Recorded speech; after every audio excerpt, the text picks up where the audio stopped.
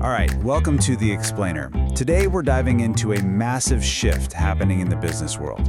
A completely new set of rules is changing the way companies talk about sustainability. We're seeing it move out of the marketing department and straight into the boardroom. And really, it all kicks off with one simple but really important question. You've probably wondered this yourself, right? For decades, this has been the big debate. Was all that talk about going green just some slick public relations, or did it actually mean something for the bottom line? Well, the answer to that question is changing, and let me tell you, it is changing fast. And this slide really gets to the heart of it. On the left, you've got the old way, corporate social responsibility, or CSR. That was pretty much a PR play, right? A nice-to-have that lived completely separate from the company's financials. But now we're in the world of ESG. That's environmental, social, and governance. And it's a whole different ballgame. It's not optional anymore. It's seen as core to financial value baked right into the business strategy. And for investors, this is quickly becoming mandatory. So let's really dig into that. How did we get from A to B? How is sustainability transforming from this fluffy, public-facing thing into a core driver of actual profit? Here's the most crucial point. This isn't just about people's perceptions changing. The actual mechanics of business are changing.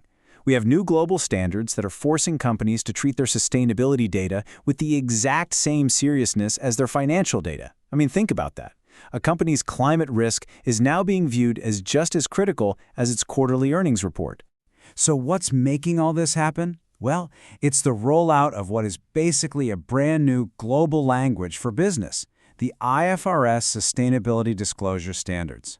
The best way to think about it is like a universal translator, one that lets anyone, anywhere, understand what a company's real sustainability story is. Okay, so the first part of this new language is IFRS S1. This is the foundation, the ground floor of the whole thing. It's intentionally broad. It requires companies to report on all of their big sustainability-related risks and opportunities. And you got to notice this key phrase, entire value chain. This isn't just about what's happening inside their own four walls anymore. Now, building right on top of that foundation is IFRS S2.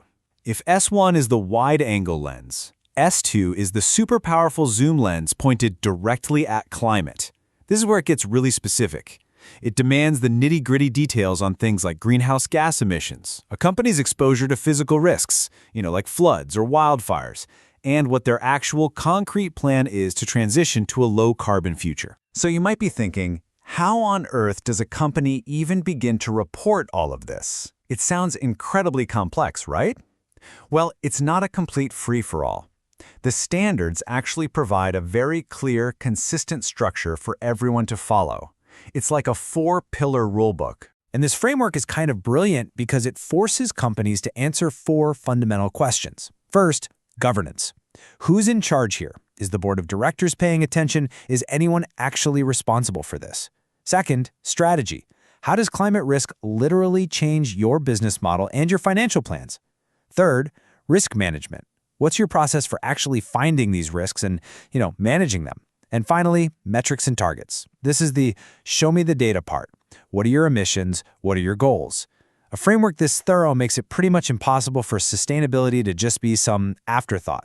Now, all this sounds like a ton of work, and it is. But it's not just about staying out of trouble. For the companies that get this right, there is a huge strategic payoff because it fundamentally changes how the people with the money see them. And this is exactly why investors are glued to this stuff. All of a sudden, they can compare two different companies using the same rulebook. That means way more transparency. It allows them to get a much better read on a company's long-term value, which in turn makes it feel like a less risky investment.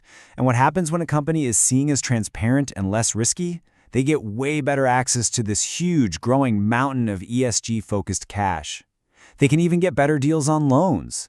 It creates this amazing domino effect where good reporting just becomes good business. Of course. Let's be real for a second. Adapting to this new reality is a massive, massive undertaking.